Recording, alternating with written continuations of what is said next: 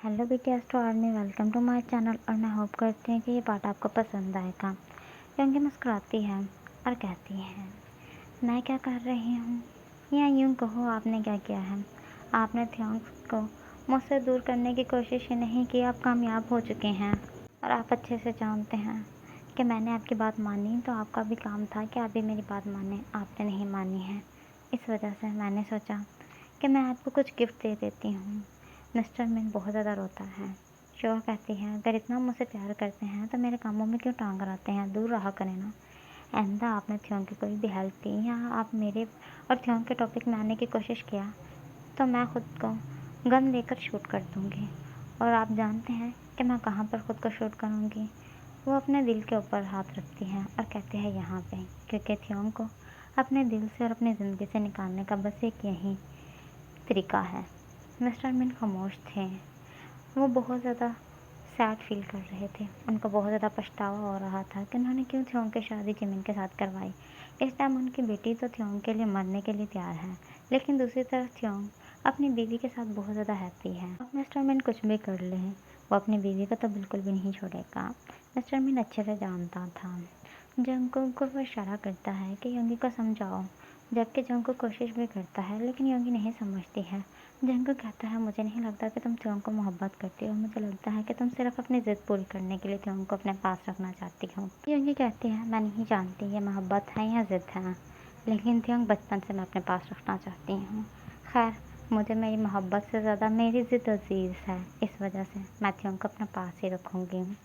दूसरी तरफ थ्योंग बहुत ज़्यादा परेशान था, क्योंकि इन दिनों में उसकी हर ज़रूरत की चीज़ उसको नहीं मिल पा रही थी। वो बहुत ज़्यादा परेशान था। जिमिन भी बहुत ज़्यादा सवाल कर रही थी कि थ्योंग ने क्यों जॉब छोड़ी है और थ्योंग को कहीं पे भी जॉब क्यों नहीं मिल रही। जिमिन बाहर जाकर जॉब करना शुरू कर दे, जो कि थ्योंग नहीं चाहता है, क्योंकि जिमिन प्रेग्नेंट है। इस वजह से थ्योंग नहीं चाहता है कि जिमिन बाहर जाकर कहीं पे भी जॉब करे। अभी जिमिन को 1 वीक ही हुआ है प्रेग्नेंट हुई को, लेकिन फिर भी थ्योंग बेबी के लिए और जिमिन के लिए बहुत ज़्यादा वरीड रहता है। थ्योंग तो सुबह से जिमिन को दूर रखना चाहता है। वो जिमिन को बिल्कुल छुपा के रखना चाहता है, क्योंकि वो जानता है कि शुगा बहुत ज़्यादा ज़िद्दल है। वो कहीं गुस्से में आके जिमिन को भी कुछ ना कर दे। इस वजह से थ्योंग एक मिनट के लिए भी जिमिन को अकेला नहीं छोड़ना चाहता था। मिस्टर मिन इस टॉपिक से सच में दूर हो चुका था, क्योंकि वो नहीं चाहता था कि वो अपनी बेटी को ज़्यादा हार्म करे, क्योंकि थ्योंग की हेल्प करना मतलब शुगा को हार्म करने के बराबर था। इस वजह से वो इस टॉपिक से दूर हो चुका था। थ्योंग को भी जब कहीं पे भी जॉब नहीं मिलती है और थ्योंग को पैसे की बहुत ज़्यादा ज़रूरत होती है, क्योंकि अब उसकी वाइफ प्रेग्नेंट भी थी और उसको घर की भी छोटी मोटी ज़रूरत के लिए पैसा चाहिए था। वो बहुत ज़्यादा परेशान होकर मिस्टर मिन से मिलने के लिए मिन मैंशन में आता है। वो देखता है कि वहाँ पर सिक्योरिटी बिल्कुल वैसे ही है जैसे पहले थी। घर में हर चीज़ तो बिल्कुल वैसे ही थी जैसे पहले थी, लेकिन मिस्टर मिन इस घर में नहीं था। वो एक मेड से पूछता है कि सर कहाँ पर हैं। वो मेड मुस्कुराती है और कहती है, ऊपर वाले सेकंड रूम में। थ्योंग बिना सोचे समझे सेकंड रूम में आता है। वो देखता है वहाँ पर शुगा, जो बेड पर बैठी हुई थी कुछ फैलने लेकर। वो कहती है, आओ थ्योंग। थ्योंग थोड़ा सा शौक होता है और कहता है, सर कहाँ पे हैं। शुगा आकर थ्योंग के करीब खड़ी होती है। थ्योंग के दोनों हाथों को अपने फिगर पे रखते हुए उसके कंधों पर अपने दोनों हाथों को रखते हुए कहती है, क्या हुआ, डैड के साथ क्या बात करनी है। जो बात करनी है मेरे साथ करो। वैसे भी डैड से ज़्यादा मैं अच्छे से तुम्हारी बात समझ पाऊँगी और शायद तुम्हारी हेल्प भी कर पाऊँगी। थ्योंग कहता है, नहीं, मुझे सर से बात करनी है। शुगा कहती है, क्या हुआ, जॉब चाहिए। थ्योंग बिल्कुल खामोश हो जाता है, क्योंकि जॉब तो उसको सच में चाहिए थी। वो कहता है, मैम प्लीज़ बताएं ना सर कहाँ पर है। शुगा उसको कहती है, रिलैक्स हो जाओ, सुबह से जॉब पर वापस आ सकते हो, लेकिन अब तुम्हारी जॉब क्या होगी ये मैं तुम्हें सुबह समझा दूँगी। वो थ्योंग को खुद से थोड़ी सी दूर करती है और कहती है, सुबह टाइम से 7 बजे यहाँ पर होनी चाहिए, ओके। अगर तुम यहाँ पे ना हुए तो तुम्हें जॉब नहीं मिलेगी। थ्योंग एकदम खामोश हो जाता है। वो वहाँ से चला जाता है। दूसरे दिन वो पूरे 7 बजे अपनी जॉब पर आता है। शुगा उसको समझाती है कि इसको जॉब क्या करनी है। वो शुगा के लिए हर काम करने के लिए अब रेडी था, क्योंकि उसके पास पैसा सच में नहीं था। इस वजह से शुगा उस पर बहुत ज़्यादा ज़िम्मेदारियाँ डाल देती है। शुगा उसको अपना केयर टेकर बना लेती है, अपना ड्राइवर भी बना लेती है, यहाँ तक कि शुगा को अगर कुछ खाना है तो वो भी सिर्फ थ्योंग ही बनाएगा। थ्योंग बहुत ज़्यादा उदास होता हुआ कहता है, मैम मेरी छुट्टी कितने बजे होगी?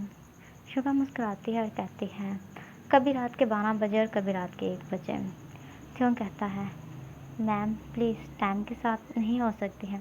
शुगा कहती है, अगर तुम्हें जॉब करनी है तो यही टाइम होगा, बाकी अगर नहीं करनी तो तुम देख लो। थ्योंग बहुत अच्छे से जानता है कि शुगा कहीं पे भी उसको जॉब नहीं करने देगी, इस वजह से उसके पास कोई ऑप्शन नहीं था। वो जॉब करने के लिए मान जाता है। शुगा कहती है, खैर एनीवेज अब हमें ऑफिस जाना होगा, जल्दी से गाड़ी रेडी करो। थ्योंग जाकर गाड़ी रेडी करता है। शुगा बहुत अच्छे से रेडी होकर थ्योंग की तरफ आती है और जैसे ही कार में बैठने लगती है कि वो जानबूझकर ऐसे गिरने लगती है कि थ्योंग उसको पकड़ लेता है। शुगा मुस्कुराती है और कहती है, बहुत ज़्यादा तुम्हें शौक है मुझे टच करने का। थ्योंग एकदम घबराते हुए कहता है, नहीं आप गिरने वाली थी। शुगा मुस्कुराती है और कहती है, खैर ये तो साफ पता चल रहा है कि तुम्हें मुझे टच करने का शौक़ है या नहीं। फिर शुगा अपनी कार में बैठ जाती है। थ्योंग चुपचाप से ड्राइविंग कर रहा था और शुगा जानबूझकर थ्योंग के साथ आगे वाली सीट पे ही बैठी थी और मसलसल थ्योंग को देख रही थी। थ्योंग बहुत ज़्यादा डिस्टर्ब फील कर रहा था। थ्योंग कहता है, मैम आगे देखें। शुगा कहती है, क्या हुआ? तुम्हें मेरा देखना अच्छा नहीं लगता? पहले तो तुम्हें बहुत ज़्यादा अच्छा लगता था। थ्योंग कहता है, पहले की बात और है मैम, प्लीज़ मेरी तरफ नहीं देखें। शुगा अपने फिंगर से थ्योंग के चेहरे पर टच करती हुई कहती है, तुम्हारी स्किन बहुत ज़्यादा थ्योंग सॉफ्ट है, तुम्हारे लिप भी बहुत ज़्यादा जूसी हैं। थ्योंग जैसे ही ये अल्फाज सुनता है तो गाड़ी रोक देता है। वो हैरतज़दा निगाहों से शुगा की तरफ देखता है और कहता है, मेरी शादी हुई हुई है।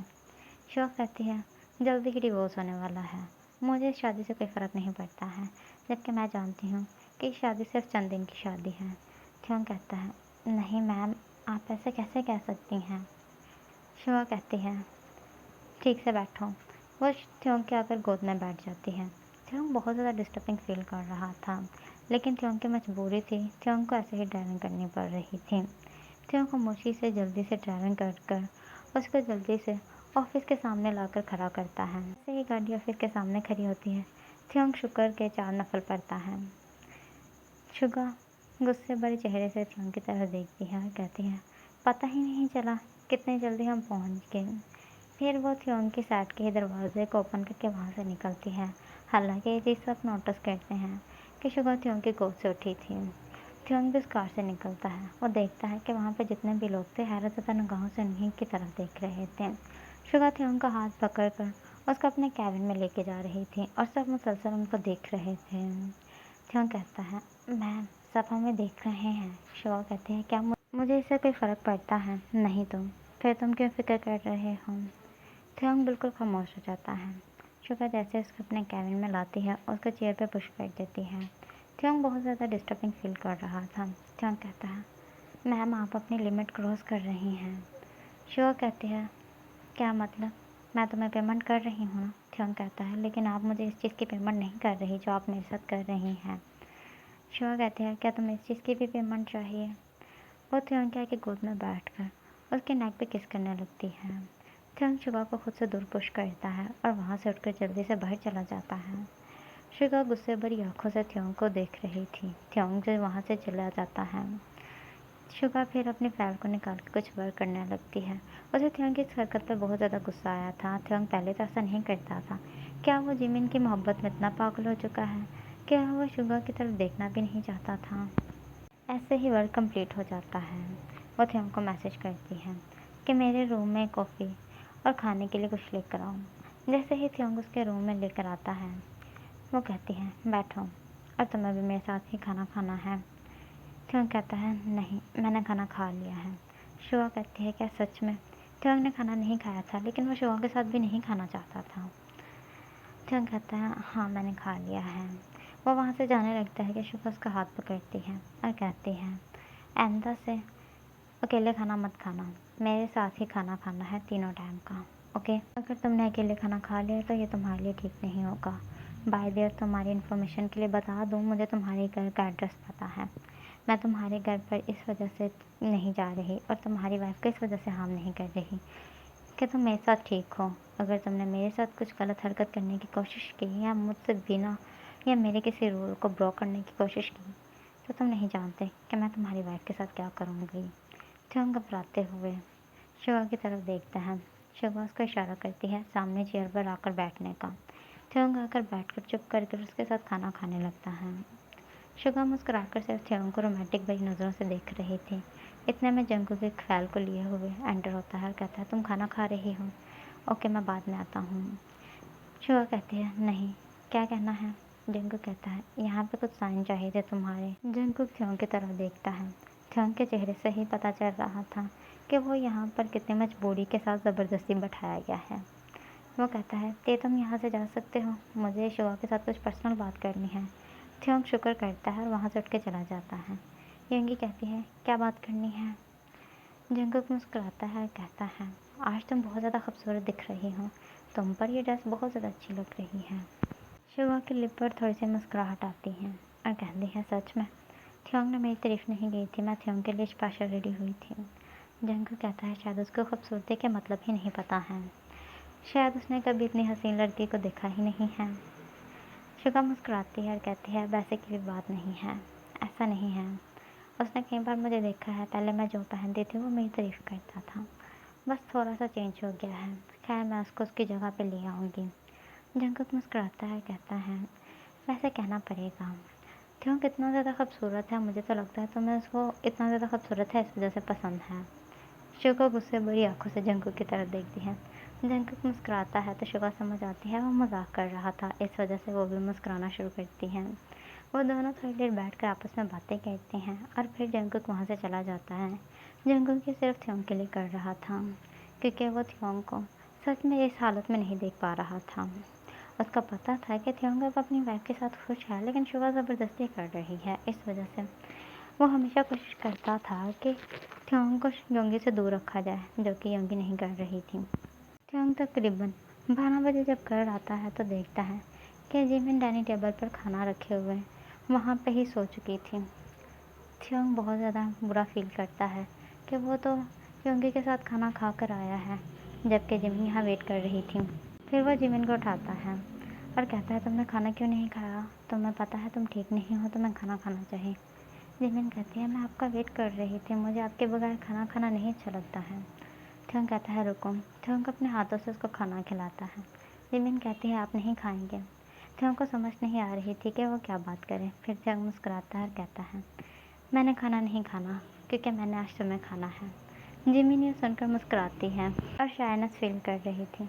फिर थ्योंग जैसे ही जिमिन खाना खा लेती है उसको उठा के रूम में ले आता है और वो वहाँ पर नाइट स्टैंड करते हैं।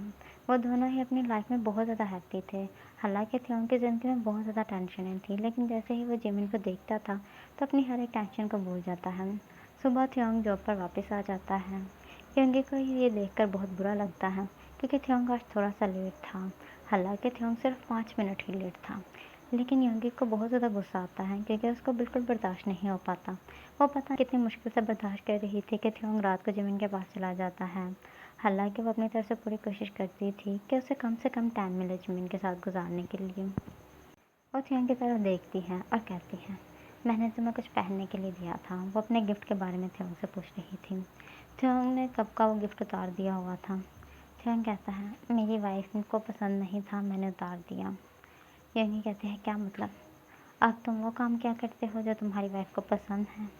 थ्योंग हाँ में अपना सिर हिलाता है। योंगी को बहुत ज़्यादा गुस्सा आता है। योंगी कहती है नाइस बाय डियर, यहाँ पर मेरे रूम में आओ। ये कहकर वो उसके आगे आगे चलती हुई अपने रूम में आ जाती है। थ्योंग उसके रूम में आ जाती है। वो थ्योंग को बेड पर बैठने का इशारा करती है और ख़ुद फ्रेश होने के लिए चली जाती है। टावल में ही योंगी बाहर आ जाती है। थ्योंग को ये देखकर बहुत अजीब लग रहा था। वो जल्दी से अपनी आइज़ को क्लोज कर लेता है। योंगी मुस्कुराती है और कहती है देखो थ्योंग, मैं कितनी ज़्यादा खूबसूरत और हॉट हूँ, मुझे समझ नहीं आता कि तुम्हें अपनी वाइफ में ऐसा भी क्या पसंद है। थ्योंग कहता है कि आप कपड़े पहनकर बाहर नहीं आ सकती थी, और अगर आपको ऐसे बाहर आना था तो आपको मुझे अपने रूम से पहले ही निकाल देना चाहिए था। जिमिन कहती है ये लो। जिमिन उसकी तरफ एक लोशन फेंकती है और कहती है आकर मेरी बॉडी पे लगाओ। थ्योंग बहुत ज़्यादा घबराते हुए कहता है आप किसी और को भी कह सकते थे ना, आप जानते हैं मुझे ये सब नहीं करना है। यंगी मुस्कुराती है और कहती है, शायद तुम अपनी औकात भूल चुके हो। तुम हमारे घर के मेट हो और तुम्हें हर वो काम करना होगा जो मैं तुम्हें करने के लिए कहूँगी। थ्योंग बिल्कुल खामोश हो जाता है। थ्योंग कहता है, ओके। थ्योंग बिना सोचे समझे उसकी बॉडी पर आकर लोशन लगा रहा था, लेकिन उसने अपने आइज़ को पूरी तरह बंद किया हुआ था। योंगी उसके चेहरे की तरफ देख रही थी। योंगी तो चाहती थी कि थ्योंग उसको देखे कि वो कितनी हॉट और कितनी खूबसूरत है, लेकिन थ्योंग अपने माइंड को, अपने दिल दिमाग को पूरी तरह कंट्रोल कर उसको लोशन लगा रहा था। जैसे ही वो उसकी थोड़ी सी बॉडी को लोशन लगाता है तो कहता है, हो गया। योंगी मुस्कुराती है और कहती है, शायद तुम्हें पता नहीं है, तुमने सिर्फ मेरे बाजुओं पर लोशन लगाया है, बाकी बॉडी रह चुकी है। थ्योंग कहता है, मैम प्लीज़ ये सब नहीं करें, मुझे नहीं अच्छा लग रहा। मैं अपनी वाइफ से सच में बहुत ज़्यादा प्यार करता हूँ, आप मेरी लाइफ बर्बाद कर रही हैं। अगर मेरी वाइफ को पता चला तो वो मुझे छोड़ के चली जाएंगी। योंगी मुस्कुराती है और कहती है, तो मैं यही चाहती हूँ कि वो तुम्हें छोड़ के चली जाए।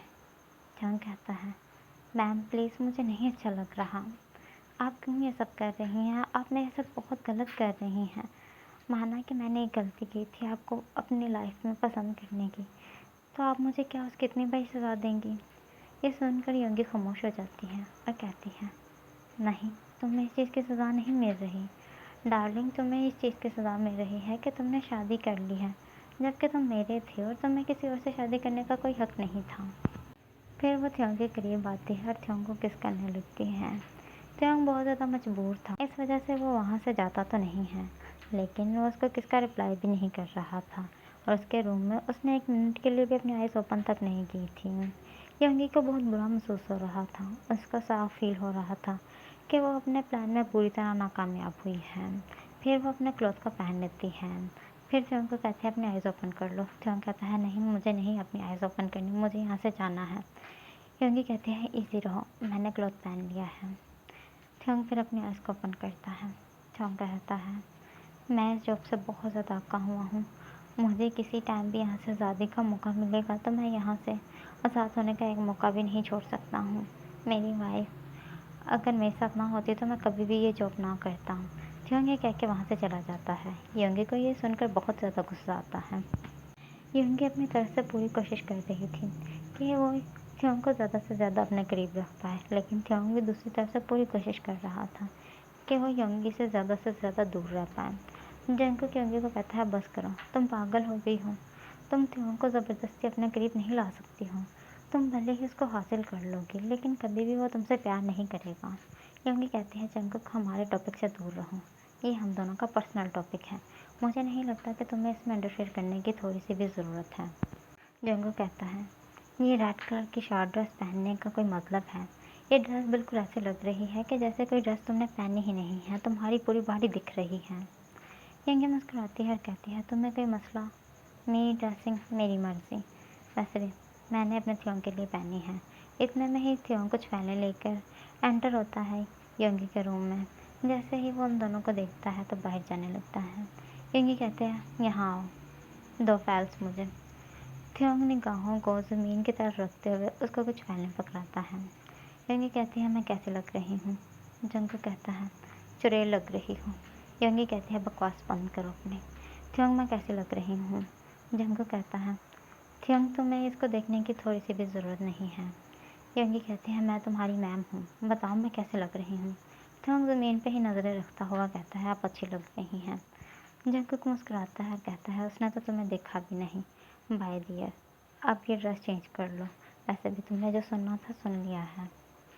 यंगी बहुत ज़्यादा गुस्से से थ्योंग की तरफ देखती है और जाकर ड्रेस चेंज कर कर आ जाती है। फिर थ्योंग उसकी तरफ देखता है और कहता है, मैम, आप सच में बहुत ज़्यादा गलत कह रही हैं, आप मेरी मजबूरी का सिर्फ फ़ायदा उठा रही हैं। जिनको कहता है, यंगी, मुझे तुमसे ये उम्मीद नहीं थी। यंगी कहती है, बकवास बंद करो। देखो जंगकुक, तुम्हारा कोई हक नहीं है कि तुम मेरे साथ ऐसे बात करो, वैसे भी हम दोनों फ्रेंड हैं, तुम्हें मुझे प्रमोट करना चाहिए, लेकिन तुम हमेशा ही मुझ पर पाबंदियाँ लगाते रहते हो। क्यों तुम मुझ पर पाबंदियाँ लगाते हो। थ्योंग हैरतज़दा निगाहों से जंगकुक की तरफ देखता है, क्योंकि थ्योंग ने भी अक्सर ही देखा है कि जंगकुक यंगी पर बहुत ज़्यादा पाबंदियाँ लगाने की कोशिश करता है, उसे हमेशा अच्छी चीज़ें बताने की कोशिश करता है और बुरे से रोकता है। जंगकुक कहता है, तुम सब जानती हो लेकिन तुम ना समझने का बहाना करती रहती हो। जंगकुक वहाँ से चला जाता है। थ्योंग भी कुछ देर बाद वहाँ से चला जाता है और कहता है मैं कार रेडी कर रहा हूँ, आप जल्दी से रेडी होकर नीचे आ जाएं। थ्योंग वहाँ से चला जाता है।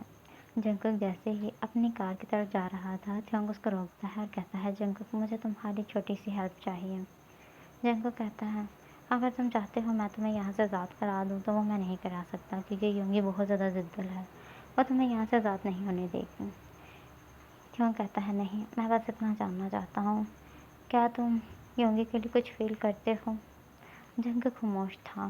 थ्योंग कहता है अगर तुम उसके लिए कुछ फील करते हो तो प्लीज़ उसे अपनी मोहब्बत का एहसास करवाओ ताकि वो मुझे भूल जाए, क्योंकि मैं अपनी ज़िंदगी में बहुत ज़्यादा खुश हूँ, मैं उसको खोने से बहुत ज़्यादा डरता हूँ। ओके BTS स्टूडेंट में अब आप मुझे इजाज़त दें, मैं होप करती हूँ कि आपको इसका नेक्स्ट पार्ट पसंद आएगा। अगर पसंद आए तो लाइक और कमेंट ज़रूर करें।